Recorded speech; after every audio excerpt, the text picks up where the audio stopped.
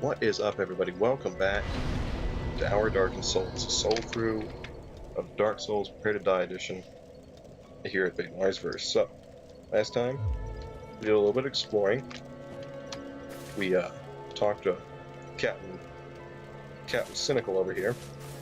We met Priesty McBowlcut, also known as Priesty the Scumbag, because he charges... he will literally tell you he had an undead mission or something to do, and it was a sacred mission, but for a fee, which he called showing your faith, he'd be willing to share it. So you can already tell the guy's not to be trusted. He's also a skinflint because his miracles are absurdly expensive. Like, really? 4,000, 2,000, 4,000 spells to heal myself? I could do that for free with an Estus flask. So, he also checked out area behind him and found a weird stash that probably pronates him as a bad guy. We also talked about invasions and humanity, and we learned from this guy there are two bells, not just one like Oscar told us. So one of them's up high and one of them's below. So odds are that we tried to go that direction, but it seemed a little too hard to do. Like, too hard to handle right now.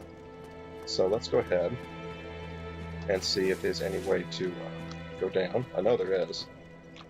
Let's see if that yields us anything. I'm mostly doing this for people that either haven't seen the series or aren't very familiar with it. Oh, what is this? Let's click on it. Okay. It's an elevator. Okay. It's also been a very long time since I played this game. Like I said in the update video, 4 or 5 months, but I'm back, and we're back, and unless I go, 50 days without filming, we're gonna be good. Ooh, more souls. Okay. And okay, phew, that looked like it was gonna go bad. New Londo Ruins. Look at these. But you don't, so that's okay. We'll try and explore them.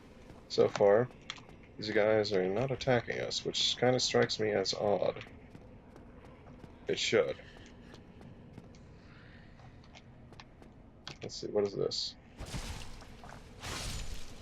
You're in the way of the item. Sorry, bro.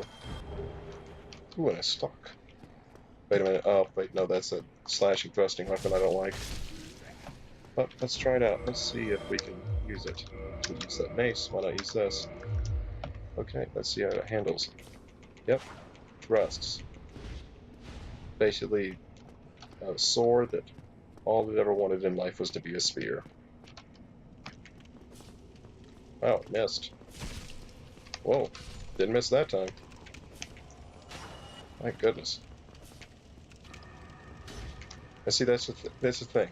If you want to handle, like, I'm so glad that I did this in retrospect, because it gives me an opportunity to share that, like, some weapons, I mean, that would be good for pinpoint stuff. That'd be good for, like, if you know a chink in a problem's armor, hit directly into the chink and boom, your problem's over. That kind of thing, that kind of logic. But, I mean, point blank, it missed him, like, every single time. This, wide sweeping arc, more effective. And, oh, hey, look. Transient Curse. I know what it does, but I'm going to illustrate the point here.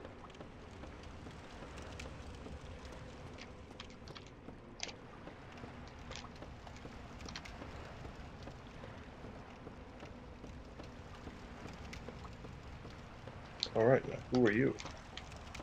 Oh, okay. Okay, I can't hurt him. Okay, I've played too much of this game. Wait, yep, these ghosts. Yeah, to illustrate, they can certainly hurt you. I am out of here. They can hurt you a lot worse than those skeletons could. So, here's the point of illustrating with that. Those are ghosts, and technically, I do have something in my arsenal that could help me, fight them. It's that thing I just picked up, the transient curse. See, but let's go ahead and look at what it does. Limb of the victim of a curse. Temporary curse allows engagement with ghosts. The only way to fight back against ghosts or cursed beings is to become cursed oneself. The safest method, however dreadful, is to cut off an arm of the dead. Lovely. That's, we're going to need that later, because we're going to be visiting every area of the game, whether or not it's necessary to complete the game, and hopefully taking on every boss. There might be one that I choose for lore reasons not to take on. And yes, those lore reasons might prove silly in the future, but that's a long way off, so, you know. So basically, no dice on this area either. Besides, everything's underwater. No bell to be rung. It's not Blighttown either. So, we've struck the graveyard, and we've struck the New Londo ruins. The only way we haven't gone yet is up. Now the reason I point that out is because it's kind of like, one thing I had to learn was, you know, don't bite off more than you can chew. I mean, don't try to jump into, you know, a project like this wholesale without doing the little steps first, because otherwise it's not going to come out well. It's kind of like, any person that wants to make a movie will want to jump into making the movie right there and then, try to pitch it, but you need to go through all the small steps to get to that point first. In real life, there's no shortcuts. I mean, there's shortcuts in terms of being, seen by the right person or picked up by the right person, that kind of thing, but they're all based on luck, and luck is nothing to rely on. You have to put in the work. So, and the thing is, like I said before in the asylum, we are never supposed to face any challenge that we face in life. We have the equipment to handle. I truly believe that, no matter how terrible or how difficult. But we gotta know whether the situation we're in is something we're supposed to be facing. Because if you can't handle it, you're not supposed to face it. Now see, this guy, way easier. And hey look, a little friend.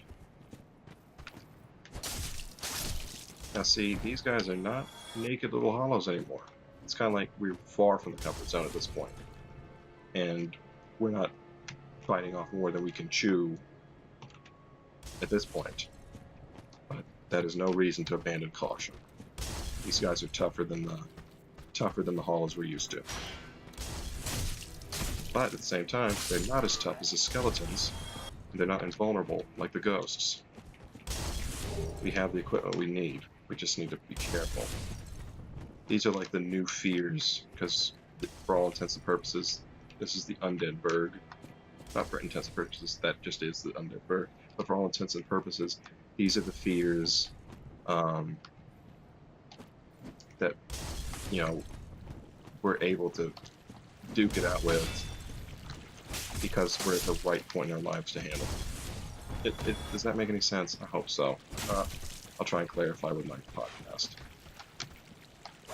But for now, I think for the most part, I'm going to try and be more gameplay heavy rather than podcast heavy.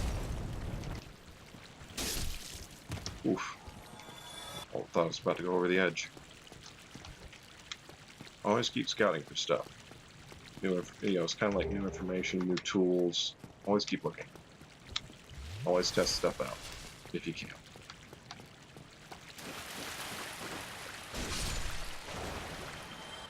Also, you'll notice that, also rat, but there are different kinds of fears. As you saw, there's that rat, there's the skeletons, ghosts, hollows, armored hollow, normal hollows, armored hollows, that kind of thing. it's kind of like, you know, different, you know, not just fears, but they're also like problems. And that's why we need a variation of weapons to handle them. But let's go ahead and see. I think that's about it for this episode. We're on the right track. We're headed towards the undead bird. But for now, thank you so much for joining us again on this episode. Like, favorite, comment, subscribe. Please comment. Please subscribe. Let me know how I'm doing. Let me know if you like where this is going. If you think the episode should be a bit longer, if they're long enough. Whether you agree that I should be less talky, you know, like waxing philosophical in this and just keep it a podcast, or you prefer it this way.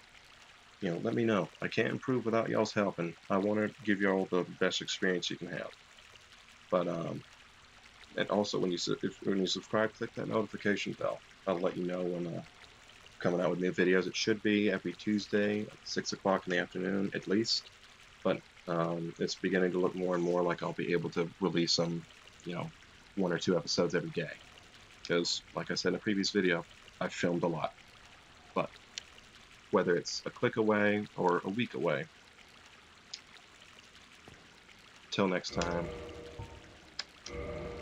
peace be with you.